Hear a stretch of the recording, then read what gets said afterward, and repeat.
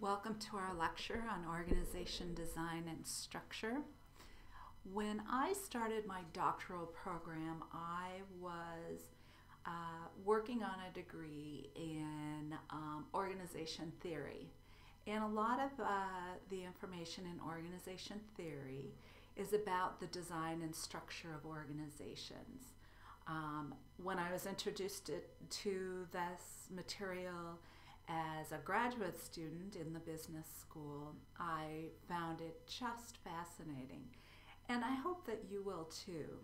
So here we go. We're going to jump into this lecture, and once we get through it, I hope that you find it as interesting as I did, and that you will find articles out there that are particularly intriguing to you as it relates to the designing of organizations and the structure of organizations. So moving on to our second slide. So our topics for today. First, we're going to talk about some of the key organization design processes. We're going to talk about basic design dimensions.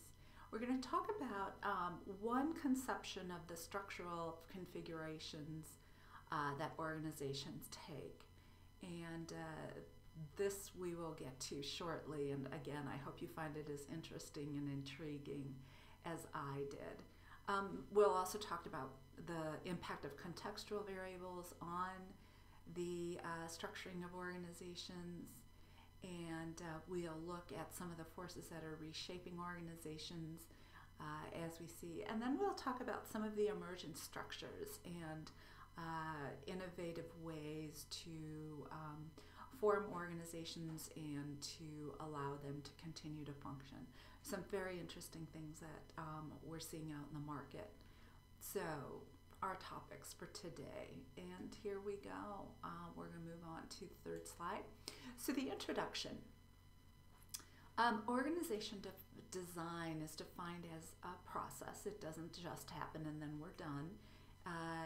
Often organizations will change their structure, and for our purposes, the structure of an organization refers to, again, reporting relationships. It also refers to programs, policies, and procedures that an organization uses to get work done. And when we talk about organization design, we are talking very much about structure in the big definition of reporting relationships, as well as programs, policies, procedures, and so on. So organization design is a process. And we do this, we design an organization to achieve the goals of the organization, and we make adjustments so that we can continue to achieve those organizational goals. The process does begin with those goals. We look at the goals and then we figure out what needs to happen, which is, at least in my experience, typical to the way organizations that are functioning well function. Next is goals break down into tasks. So we have certain things that we need to accomplish, and we have to come up with the tasks or tactics that we're going to use to get things done. These tasks are the basis for the jobs that we perform in the organizations we work for. And then structure can also refer to the grouping of jobs into departments, and those departments once again are linked because they all have a role to play in meeting the goals of the organization. Okay, so again, organization design is defined as a process, and it is about putting the pieces of an organization together so that it can achieve the goals that have been set out. All right, so moving on to our next slide. We have something called differentiation, and this is a process, again, of breaking down the organizational goals into various tasks. So we're differentiating what one person does, what another person does. And for example, right in the Department of Health Sciences here at Western. We have some people that focus on environmental health and occupational safety and health type issues. And there are only two of us that have the skills to address those areas. We have two faculty dedicated to emergency management concerns, and there are some of us that can cross over, but we have two people dedicated to that. There are very few of us that can cross over to the various disciplines. So breaking it down, again, differentiation is breaking down organizational goals into specific tasks, and then deciding specifically how we're going to divide up the work of the organization. So differentiation is a process that essentially breaks things apart. And then we have integration. That's another key term when we're talking about the design or the structuring of an organization. Integration is just that. So we have all of these different people doing these different things. How do we bring it together? How do we link what's going on in the different divisions or departments or what have you to actually form the structure to actually accomplish the goals? So we break work up, but we also bring work back together. The goal of organization structure is to prevent chaos from happening in the organization, and every now and again it's not quite successful in doing that, but any well-structured organization is going to have a minimum of chaos as in accomplishing what's going to be or the goal of what the organization is doing. We also have one of the goals of organization structure is to provide orderly set of reporting relationships. Most of us are able to identify exactly who it is that we report to in an organization, and we can we can identify who our supervisor reports to, and so on up the organization. The structuring also provides for an orderly set of communication channels. Again, that reporting relationship also is often depicting the communication channels that are appropriate in an organization. If we have some concerns about whatever it is that we have concerns about, we're often encouraged and told to go to our direct supervisor and not higher up in the organization.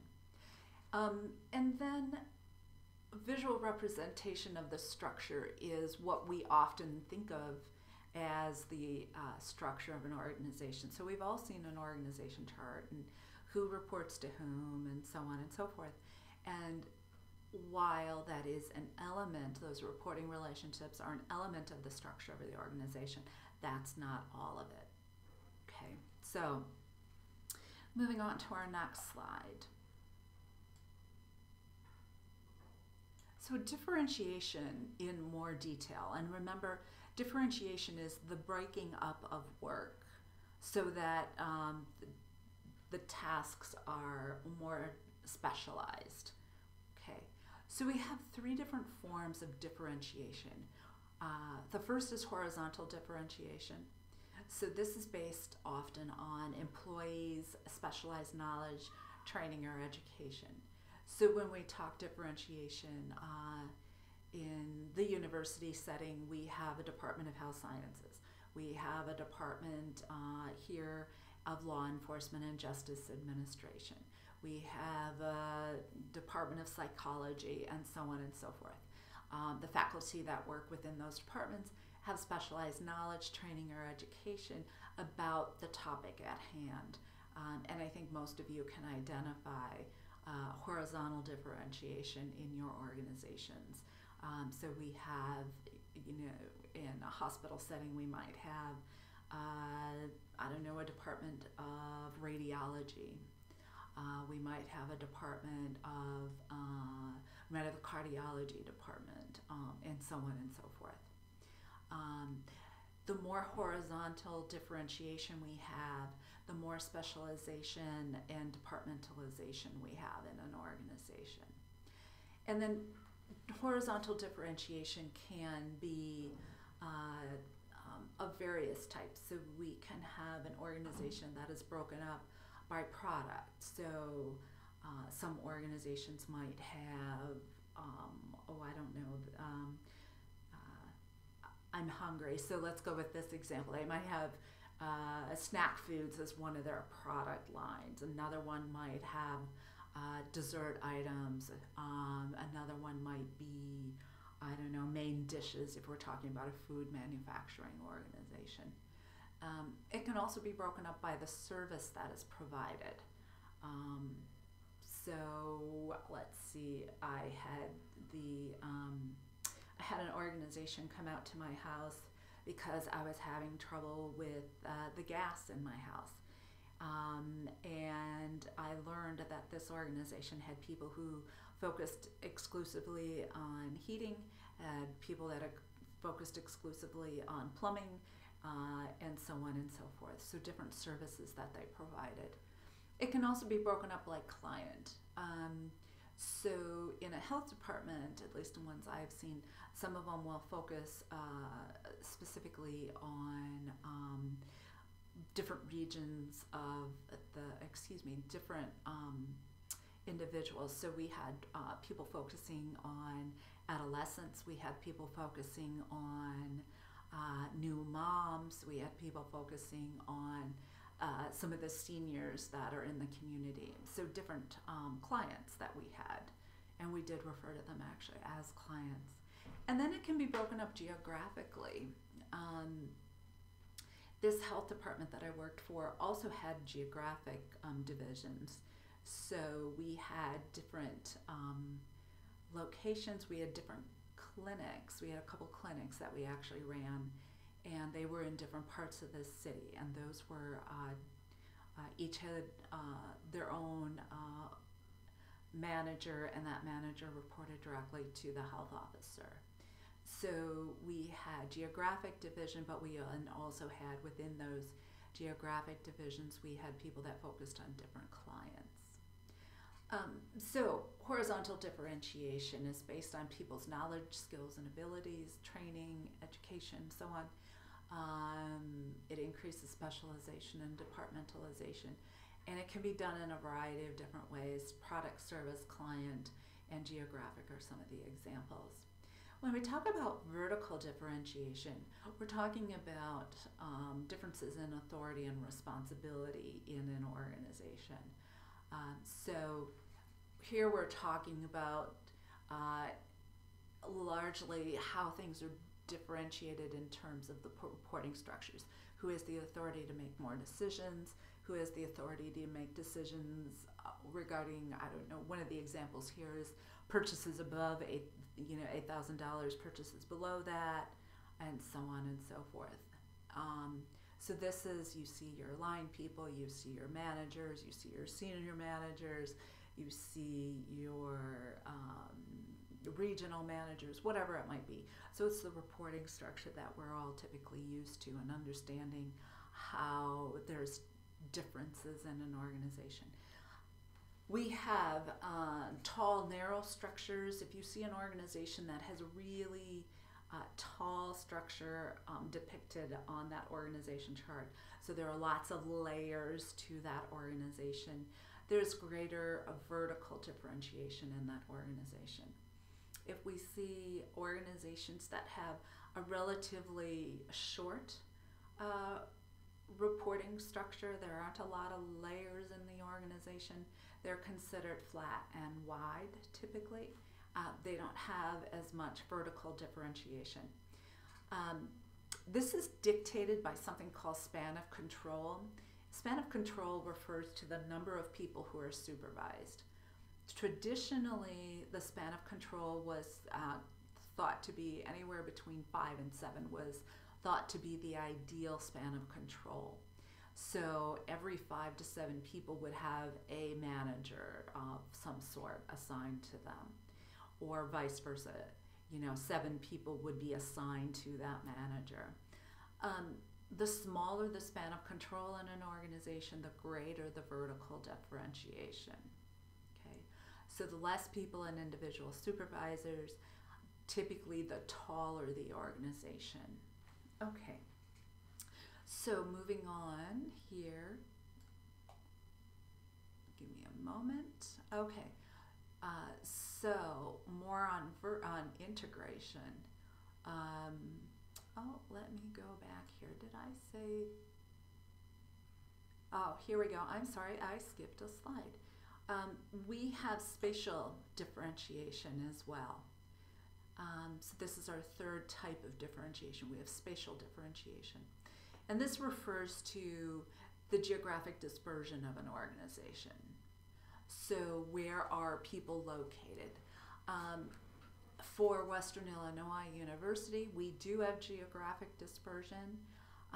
We have campuses here in Macomb. We have campus in Quad Cities, but we also have 2 locations in the Quad Cities. So we have some spatial dispersion of the organization. This can also be, and I'm sure you can think of examples of this, different offices, and this again is not so much on the same location, but in different locations.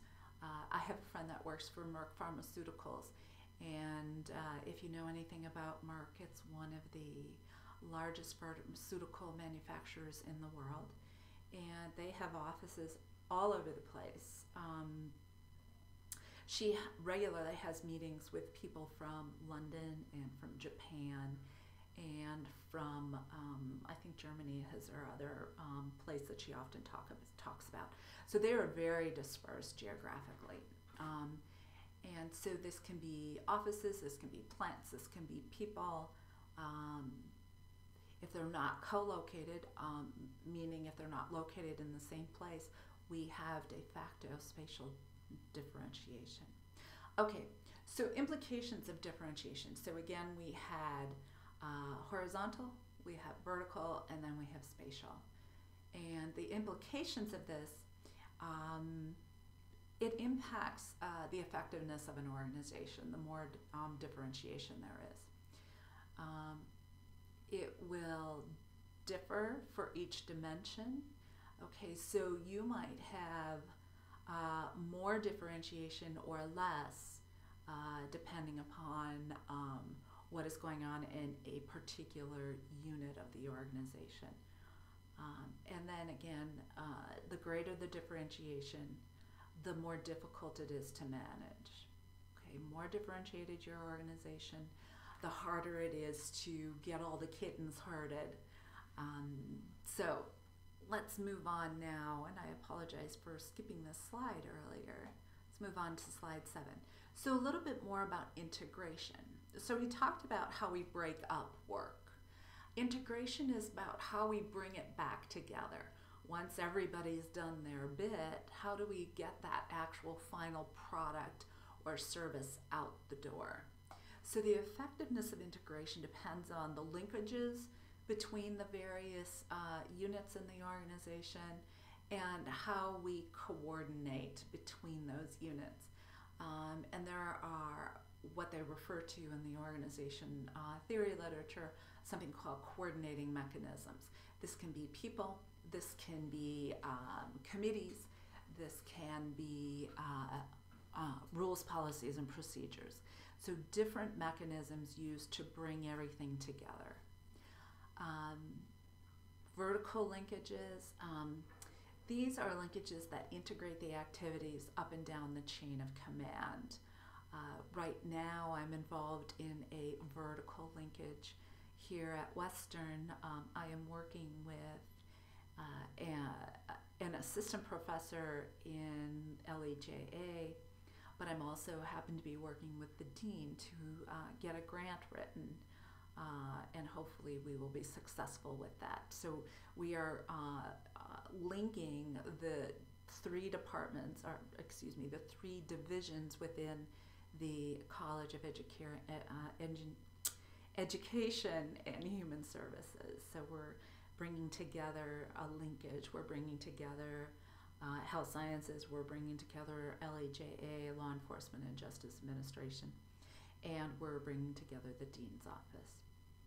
So some of the examples, as I said earlier, include hierarchical referral. So someone in the hierarchy refers someone else, typically lower in the hierarchy, to whatever it is that needs to happen. And again, rules, policies, and procedures play a role as a type of linkage. Plans and schedules can link the activities, and then adding positions that literally work as liaisons between different parts of the organization. So people who have liaison roles serve as coordinating mechanisms. Okay, so moving on to our next slide, slide number 8. So more on this integration and those vertical linkages. So hierarchical refers to employees seeking assistance from superiors, supervisors, and then supervisors delegating to subordinates. One of the tasks that we were just given today is to, and by that I mean Health Sciences Department, we were delegated by the Dean's Office, is to find a permanent chair for our department. And then employees seeking assistance from supervisors. I occasionally will talk with my chair about suggestions for managing this interaction or managing that interaction, or ideas on different ways to teach topics in class, because I know that students occasionally get bored, but sometimes faculty get bored too, and so they're looking for ways to jazz things up when we're teaching things.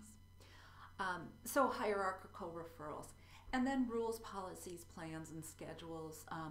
Employee handbook is a very basic integrating mechanism. Employees generally all get the same handbook, so they understand how things work across the organization.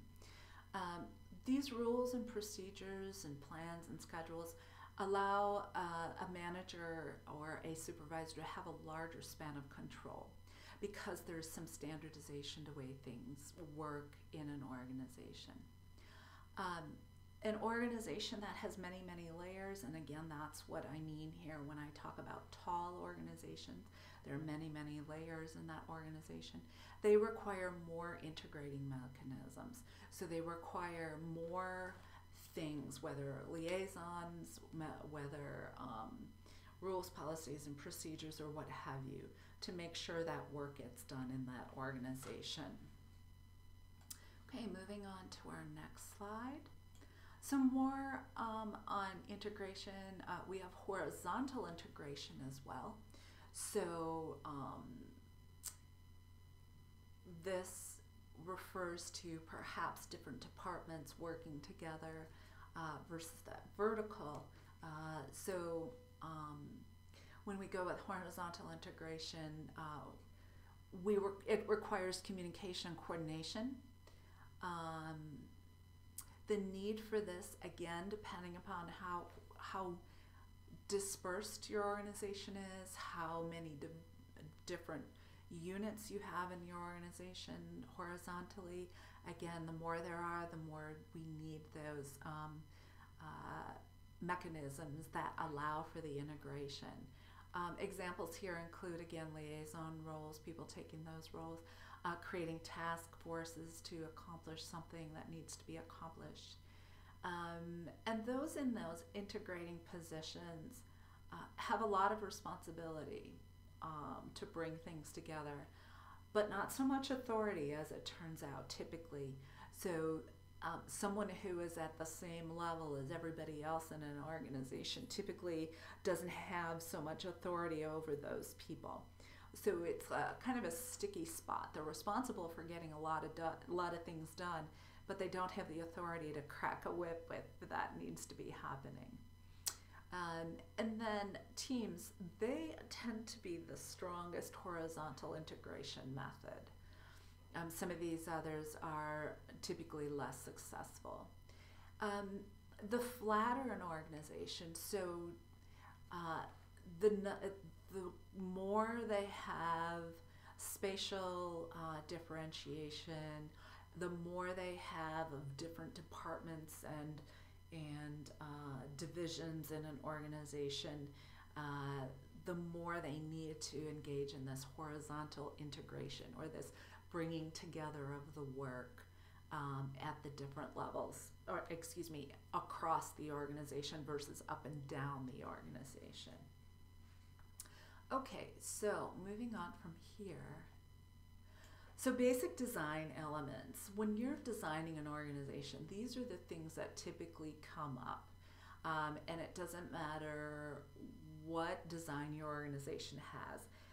All of these come into play. And you can think of these design elements as being on continuums, from being not at all witnessing this, which is very, very unusual in an organization, to being very much about this design element. Most organizations fall in somewhere along the continuum and not at the extremes. Okay, so our 6 elements are formalization, and we'll go through some of these in more detail. Formalization, so again, the extent to which what goes on in the organization has been written down in the rules, policies, and procedures of the organization. Centralization refers to the extent to which decision making is in a very few of the decision makers in the organization. So if there is no authority to make decisions in an organization, it is said to be a centralized organization. And then specialization, that's pretty clear. We all, I'm guessing based on what I recall of everybody's background, we have an area of specialization that we're in. We don't have a lot of generalists per se. And then standardization, that is related to formalization. Standardization refers to the extent to which this is the way we do it all the time. Fast food restaurants are very well known, particularly McDonald's, for being standardized. You do this and then you do this, and so every quarter pounder with cheese is the same across the world, or I'm exaggerating there, of course, but if you go to a McDonald's just about anywhere in the US, that quarter pounder with cheese is going to be the same no matter where you are. Complexity refers to how many moving parts you have in that organization. Some are more and less complex than the others. And then hierarchy of authority. And this again refers to how many layers you have in that organization and who has decision-making authority in that organization. So all of these things, all 6 of these, play a role in every organization, some more or less than others. And what the goal is when you're designing an organization, restructuring an organization, is to determine the optimal level of each of these to meet the goals of the organization. All right, so moving on. Design elements, formalization and centralization. And again, here's a more developed definition from what I gave you just a slide ago. So formalization is the degree to which each employee's role is defined by organizational documentation. And this is the key part here, organizational documentation. If it's not in the organization's documentation, it's said to be informal. If it is in the organizational documentation, it's the degree to which it is identified there. Centralization is the extent to which formal decision-making authority is delegated. A centralized organization, it's at the top of the organization, and this is, the more centralized it is, the less decisions frankly, other people in the organization have to make or get to make. A decentralized organization, the authority is pushed down to lower levels in the organization. And the research shows that some decentralization is good for morale in an organization and for job satisfaction. Okay, so moving on here, specialization, standardization. Specialization is the degree to which the work in the organization is divided into different jobs. Specialization also works in conjunction with that horizontal differentiation. They're very related concepts. And then standardization, the extent to which jobs are described and performed routinely in the same way. Okay, let's see, moving on to our next slide. This slide we talk about complexity and hierarchy of an organization, of authority. So complexity is the number of activities and the amount of differentiation needed in the organization. Now this differentiation is both horizontal and vertical. So the more horizontal and vertical differentiation, the more complex that organization is. And complexity again adds to the difficulty involved in managing the organization. And then the hierarchy of authority, again here, the degree of vertical differentiation through reporting relationships and span of control.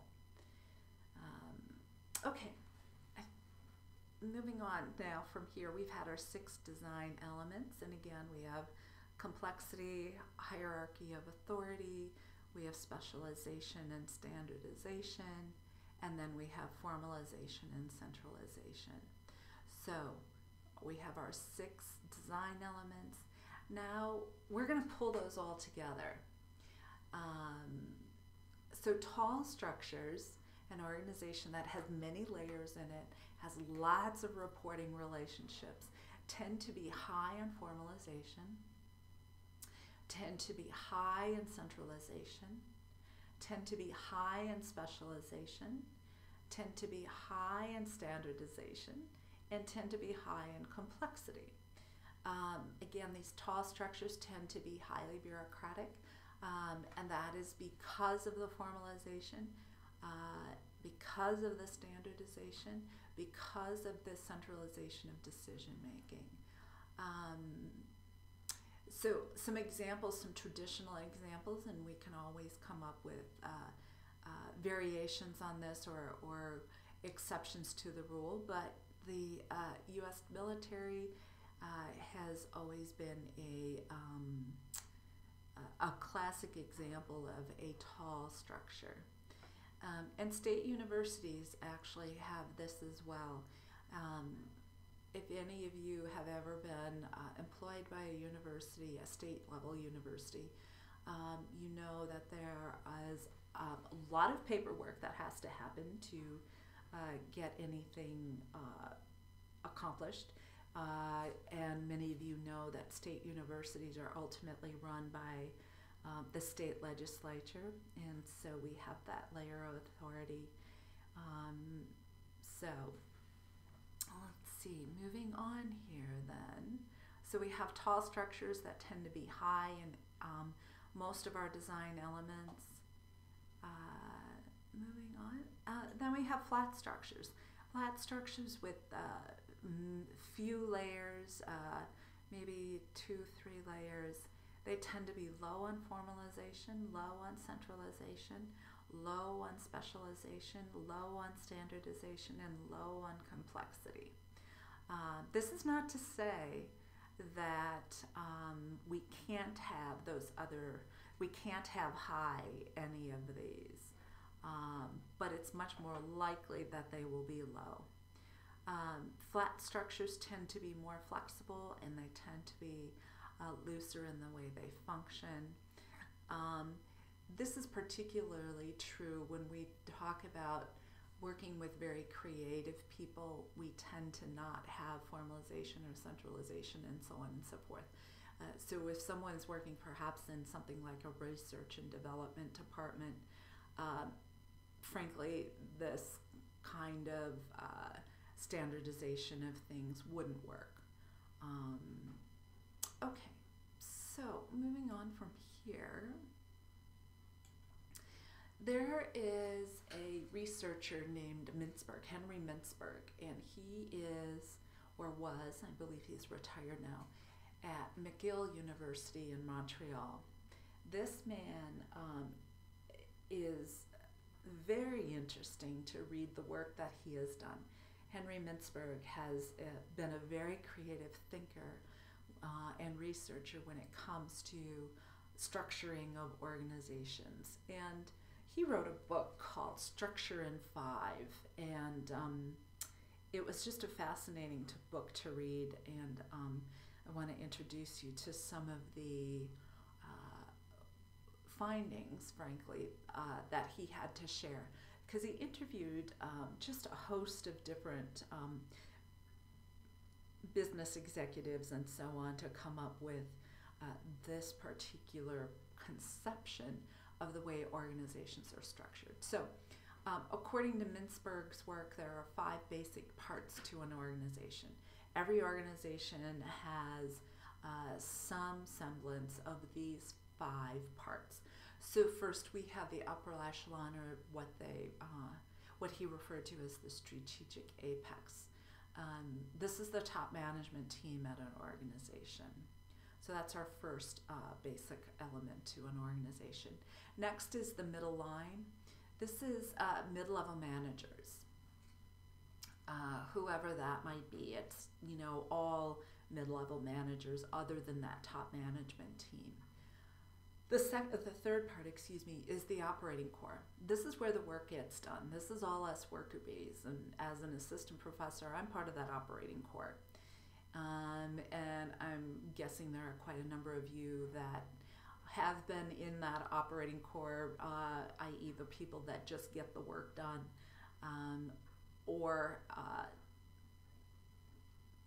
okay, so then we have the technostructure, or the technical staff.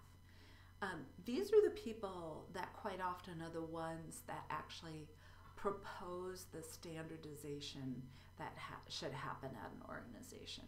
They aren't necessarily managers. They're the ones doing the research, let's say, at the organization to make that organization function more efficiently and effectively. And then there's the support staff. So these are all the people that support those of us that do the work and allow us to do that.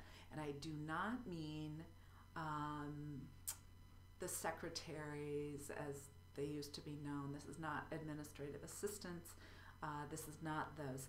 These are the people that do the things that allow us to do our work. So corporate attorneys, they keep us out of trouble. The corporate accountants let us know what the budgets are looking like, and sometimes there's food service on them available, and so on. So we have, according to Mintzberg, then the upper echelon, or the strategic apex. We have the middle line, all the managers other than those top managers. We have the operating core, so these are the line people that do the day-to-day work of an organization. We have our technical staff, and then we have our support staff. Okay, so a little bit more on Mintzberg's structure in fives. So he proposed that we have 5 basic different structures out there. First is a simple structure, second is a machine bureaucracy, third is a professional bureaucracy, fourth is what he referred to as the divisionalized form, and fifth is something he referred to as the ad hocracy. Now, each of these structures have elements of the 5 components that we saw in the previous slide. So every single one of these structures has a strategic apex. Everyone has a operating core. Everyone has a technostructure, and so on.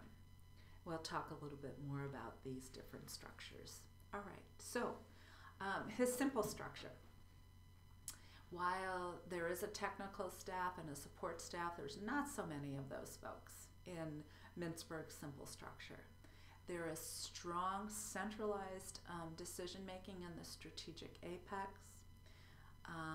There is minimal middle line. There are not a lot of mid-managers. There is not a lot of vertical differentiation of authority as is depicted in that strong centralized decision-making in the strategic apex. And there's not so much formalization. In this organization, coordination happens through direct supervision. An example is your local garden store. Small businesses tend to follow this simple structure. So anybody that's worked for a small local business, this should sound relatively familiar to you. All right, so our next structure, machine bureaucracy. For machine bureaucracy, there's a well-defined technical staff.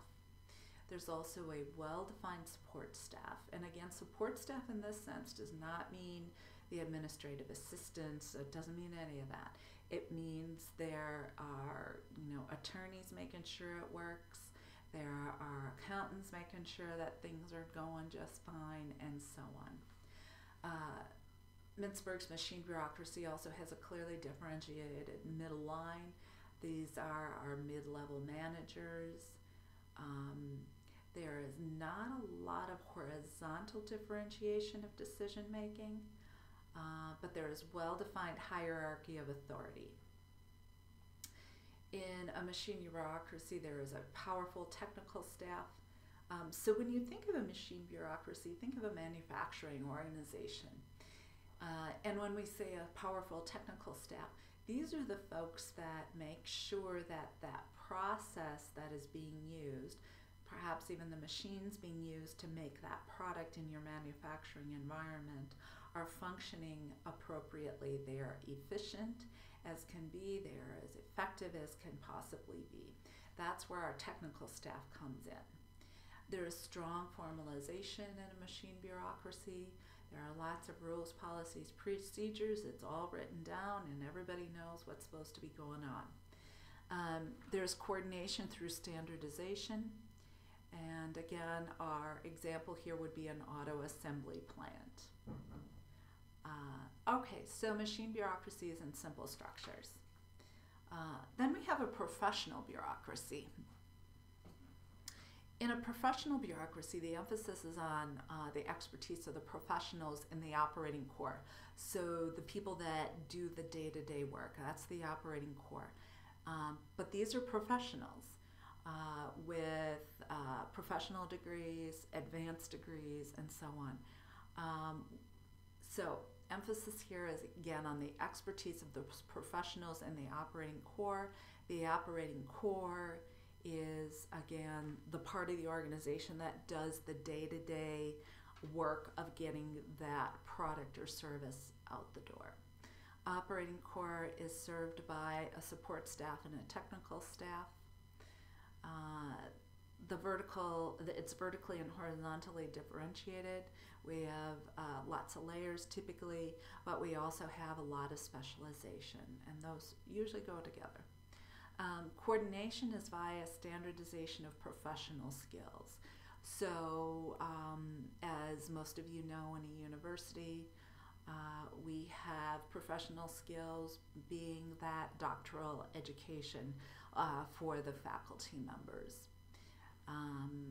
All right, and then moving on here to our last input here on this slide. We have hospitals and universities as examples. And pardon the phone ringing. I'm using someone else's office. Okay, so example here again is hospitals and universities. We have a bunch of professionals doing their job, the day-to-day work of the organization. Okay, so a divisionalized form. This is fourth of Mintzberg's 5 structural configurations. Divisionalized form, we have loosely coupled composite or put together configuration. A divisionalized form is composed of several different divisions. Each division can exhibit its own configuration. So one division might have a simple structure, one division might have, again, a divisionalized form, another one might have a professional bureaucracy. So each division can exhibit its own configuration. There is vertical decentralization from strategic apex to that middle line. That vertical decentralization makes it possible for each of those divisions to essentially run their own show, so to speak. In these kinds of organizations, that middle line is key because they are the ones that run those divisions. Standardization of outputs is the coordinating mechanism.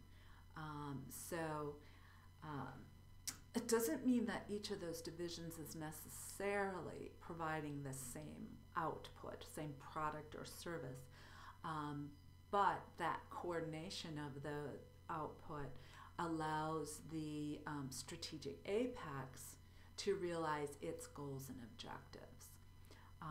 You might think of a holding company as a form of divisionalized form. So a holding company would fundamentally own a host of different companies, but that holding company's goal is to make money because they own those different organizations. Okay, so we're going to move on then to Mintzberg's last structure, and again, these are big picture structural configurations. So we will see a host of variations within each of these configurations. So, you know, every little local dry cleaner might be structured differently, but they would all be considered simple structures. Okay, so adhocracies. These are highly open organizations. They interact with the external environment all of the time. They are decentralized. The decision making can be right down to that line worker. They can make the decision. They are not highly structured, so they don't have a lot of rules, policies, and procedures that have been written down. There is minimal formalization, so each position, each job is not necessarily clearly outlined. Often there is minimal order in these organizations. They're much more fly by the seat of your pants kind of organizations. Liaisons, so people that, you know, move between the various people or components within the organization, are the primary integrating mechanisms. Teams mutually adjust, as Mintzberg put it. So teams within the organization, you know, there's kind of an ebb and flow. There is a high degree of horizontal specialization. Okay, so people are very skilled at their task, but their task only. There is selective decentralization in some of these organizations. And then examples here would be NASA or high-tech firms. Google and Microsoft are well known for some of their openness, their lack of structure. And again, there are components within these organizations that can be very structured, but the majority of what goes on is less structured than what most of us have witnessed so an adhocracy. All right, so just to add some more information, the context matters here. Okay, so the outside environment and things going on inside the environment in the organization play a role. So in terms of the structuring that is evident in an organization. So again, some of those contextual variables are inside the organization, part of the organization's internal environment, and some of them are outside the organization in the external environment. And in this instance, external environment does not mean the natural environment. It means the business environment in which it's operating. All of these internal factors and external factors influence the success of an organization's design. Some of these include, contextual factors include the size of the organization, changes in technology. It can include the environment, and in this sense, not only business environment, but also natural environment. Okay, and then strategy and goals. So the external environment, when we're talking about structuring of an organization, typically means the business environment, but the environment, when we move down to including, potentially can also be the natural environment. Okay, just to make things more confusing. All right, so contextual variables. We're going to talk about size. So size, when we're talking about structuring of organization, refers to the number of employees. It does not refer to profits. It doesn't refer to sales. It doesn't refer to any of those other ways that the size of an organization can be measured. It refers specifically to the number of employees. So as the size of an organization increases, so does the formalization, specialization, and standardization. Okay, and these go up because we have more people to coordinate.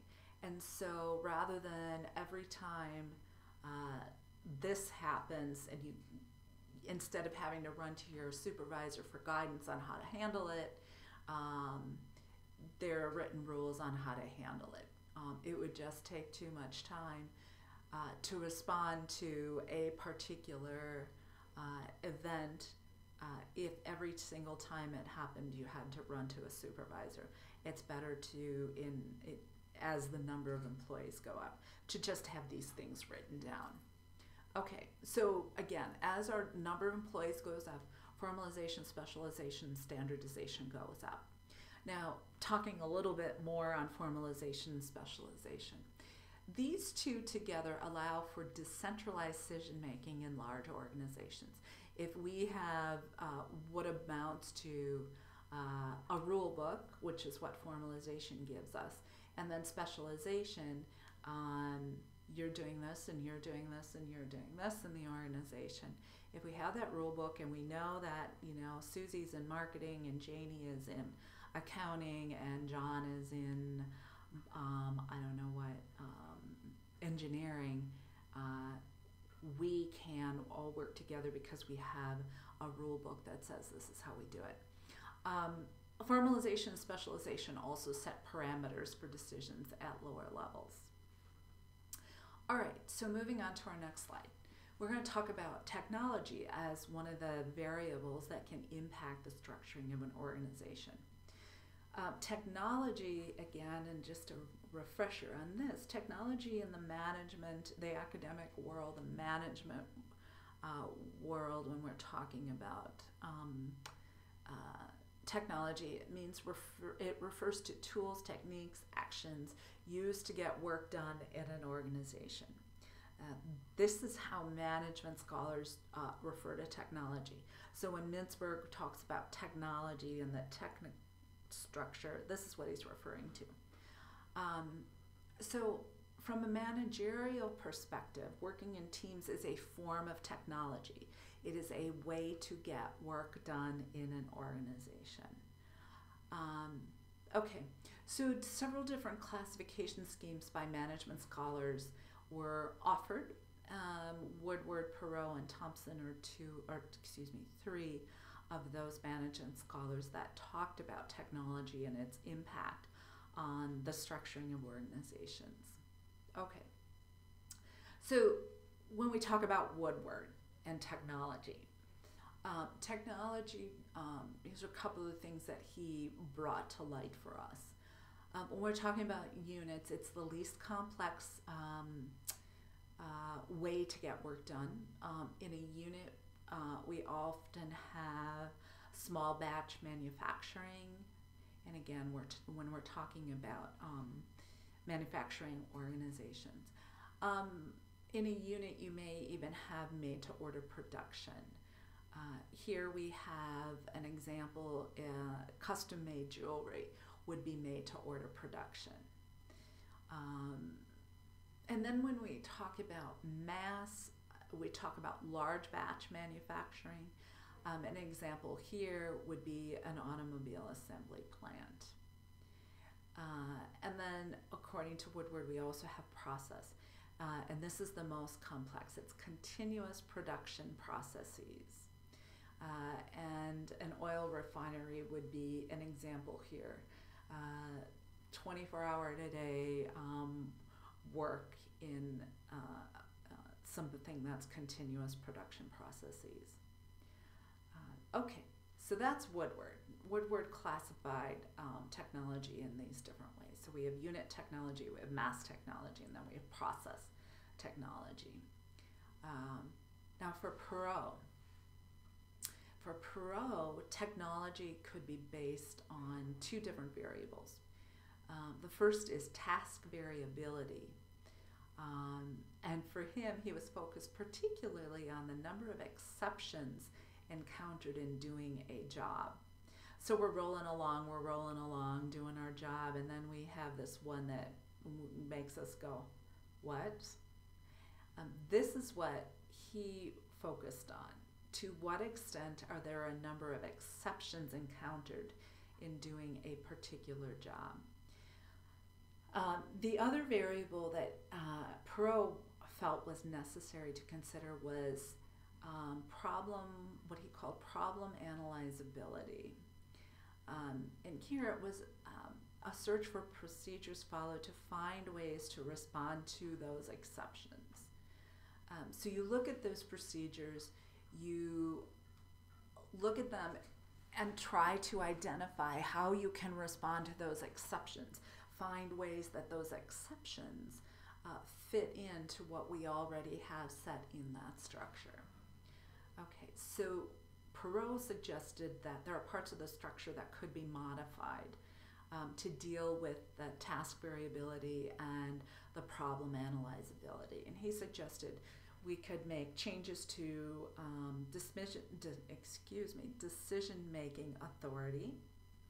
We could make changes to the amount of power that groups have to control what is going on in a particular unit, particularly its goals and strategies.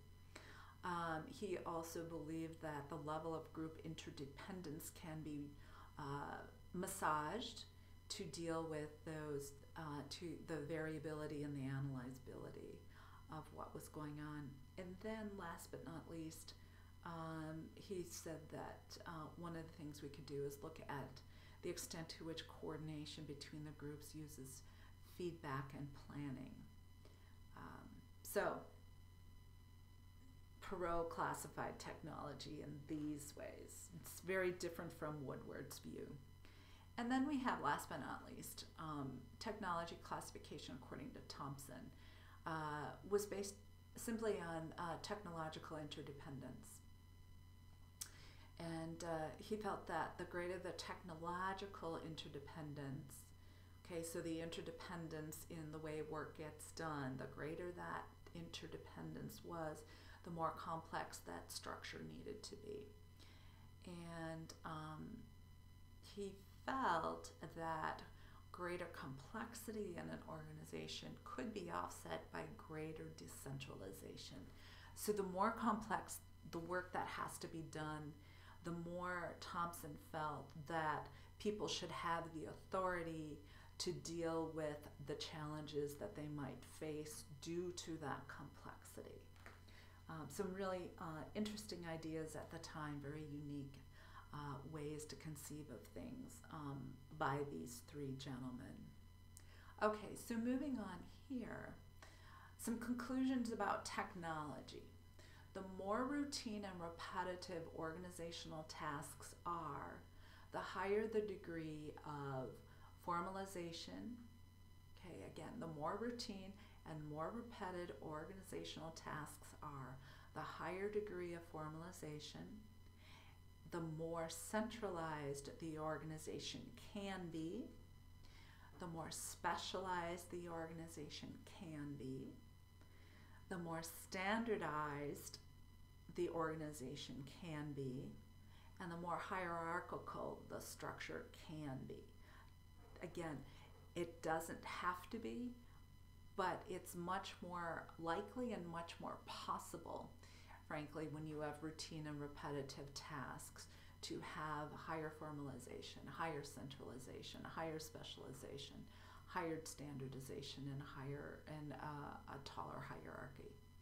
Okay. Again, organizations do not have to have any of these things to accomplish its goals. Okay, so moving on to our next slide.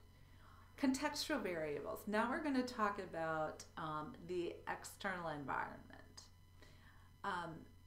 So this refers to anything outside of the boundaries of the organization.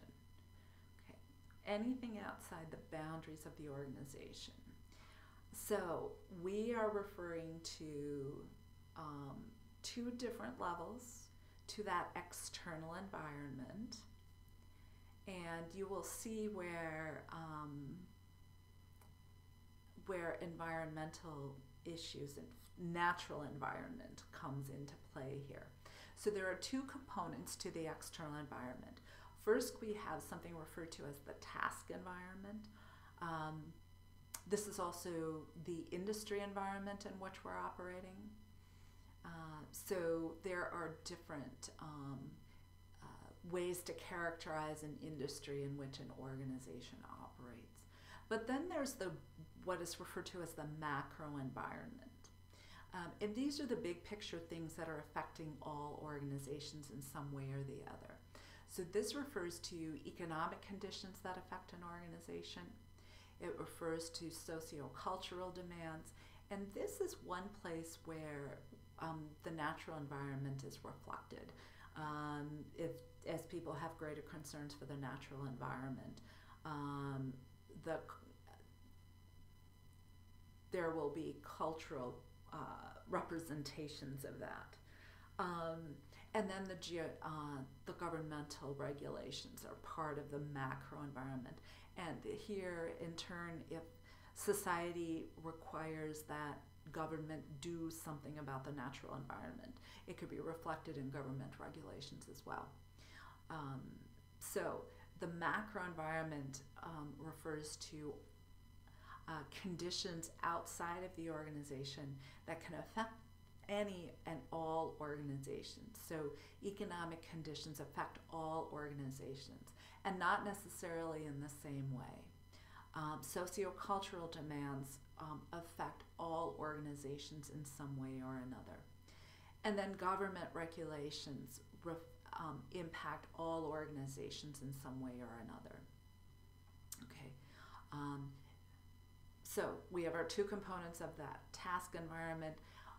What is going on in the industry and what is going on in the macro environment can impact the structuring of an organization. And just keep this in mind. The perceived level of uncertainty is much more important in the structuring of an organization, or the way an organization gets work done, than the actual levels of uncertainty. So again, what we perceive to be the uncertainty will greatly impact an organization versus what's actually really going on. Okay, and I'm guessing that some of you can understand that relatively easily based on your own experiences. our perceptions of things will certainly impact the way we respond to things, even if that perception might be a little bit off. Okay, so moving forward, the next slide. So environment and structure. If there is relatively little uncertainty in an organization's environment, they will most likely have what is referred to as a mechanistic structure. And again, mechanistic structures and organic structures, as you'll see here, are big picture ways to categorize the structure of an organization. Okay, so an organization that doesn't face a lot of uncertainty will generally have a mechanistic structure. This is one that has very structured activities in it, so this is the way we do it, this is the way we've always done it, this is the way we're going to continue doing it. So that is the idea of structured activities. It also generally will have specialization to the tasks that get done and has centralized decision making. So an organization that has low uncertainty tends to have a mechanistic structure and tends to have centralized decision making, specialized tasks, and very structured ways to get work done in the organization. An organization that has a lot of uncertainty will have what is referred to as an organic structure. There's a lot of teamwork typically, there's open communication, and they tend to be decentralized in their decision making in that organization. That's because typically an organization that has a high uncertainty has to be very responsive to what's going on in the external environment. So they have to be able to respond quickly to what's going on.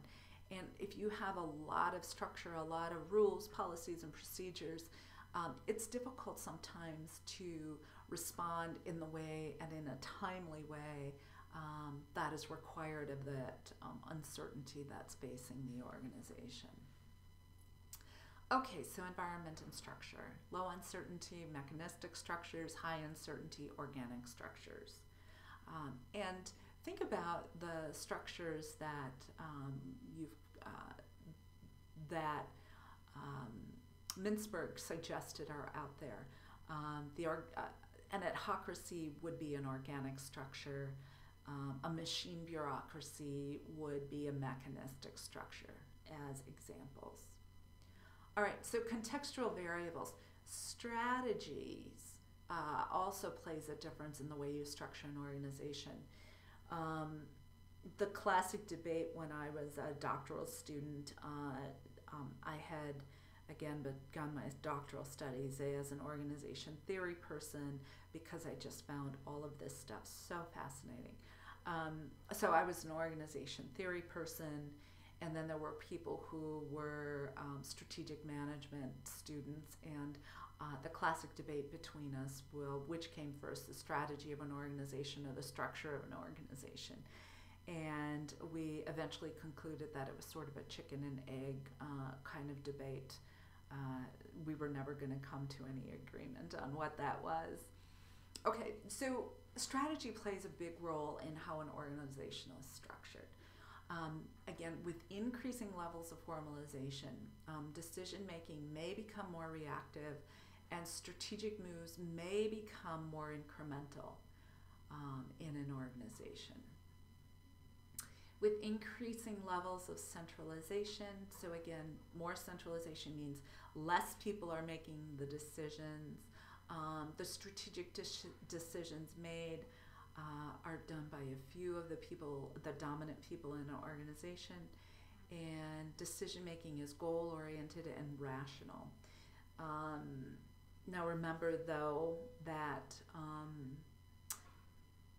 there's a host of research that shows that we cannot be completely rational in the way that we make decisions in an organization. It's not possible because of our human limitations.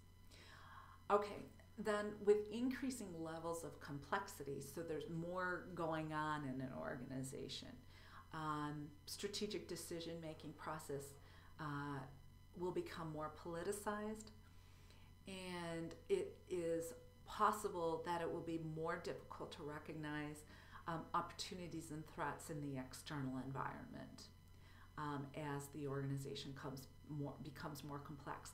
And that's because the more complex an organization, the harder it is to manage it. So people will get wrapped up in what's going on internally and are not able to even pay attention to what's going on in the outside. And so we miss those opportunities. We sometimes miss the threats. We can all think of big organizations that have gone out of, have no longer exist because they have missed some of those threats that were out there, or conversely, weren't able to capitalize on opportunities. Okay, so moving on, forces shaping organizations. The life cycle of an organizational subunit, frankly, the life cycle of an organization shape those organizations. So new organizations tend to be less formal, less specialized, less standardized, and less centralized. For quite a number of years, my cousin and I were the only two people working for her organization. She runs an online business.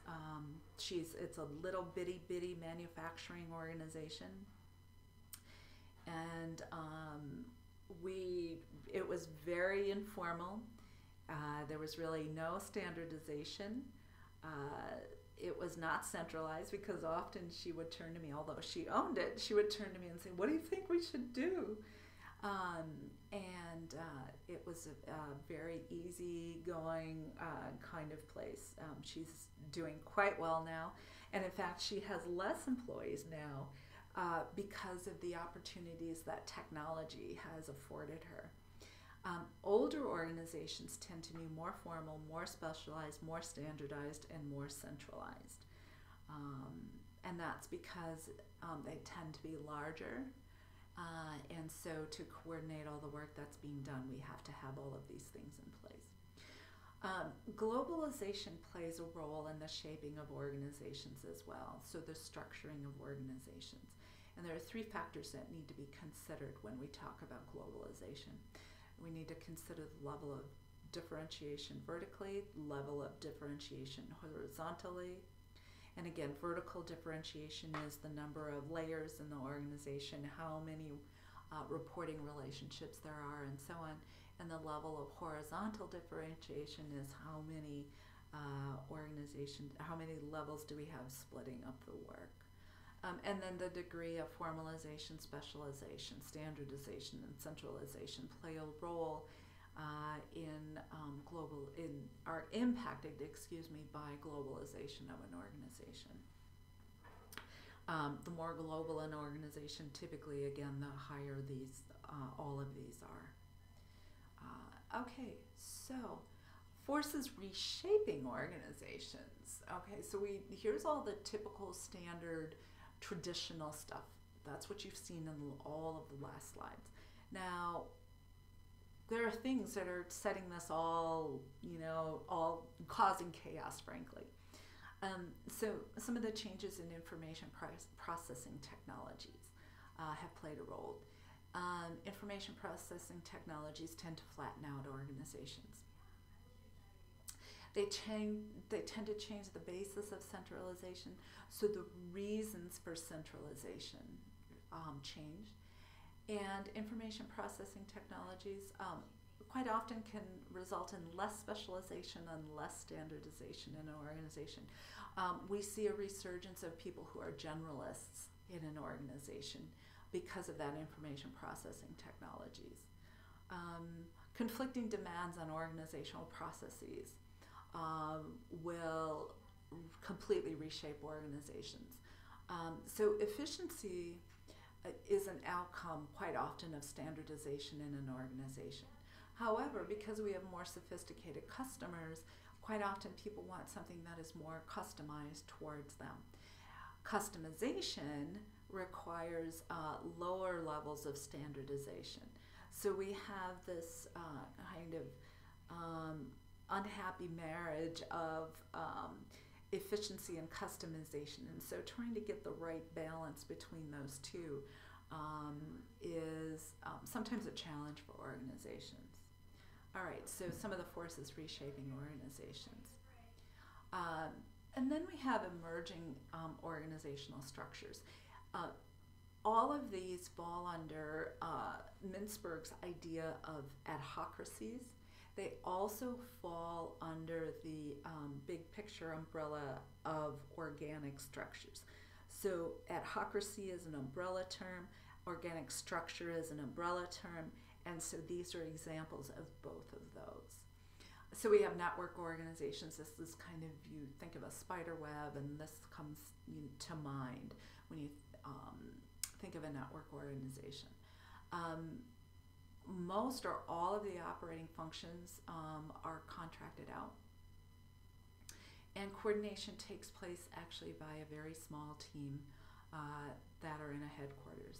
I have a friend who runs a consulting business, and his is a networked organization. Virtually all of the people that quote unquote work for him actually are people who he contracts to get the work done. We have virtual organizations. These are temporary network organizations, and it's comprised of a bunch of independent enterprises. So they come together to accomplish a single task, and then they disband, whatever that single task might be. And then we have circle organizations, and I think this is really intriguing. The goal is to achieve teamwork without the teams in a circle organization. Key parts of the organization are actually those that create demand, those that produce a product or service, and those that provide the support. A really intriguing idea of the way work gets done in organizations, the structuring of an organization. So I hope that you have enjoyed this lecture. It's a relatively long one.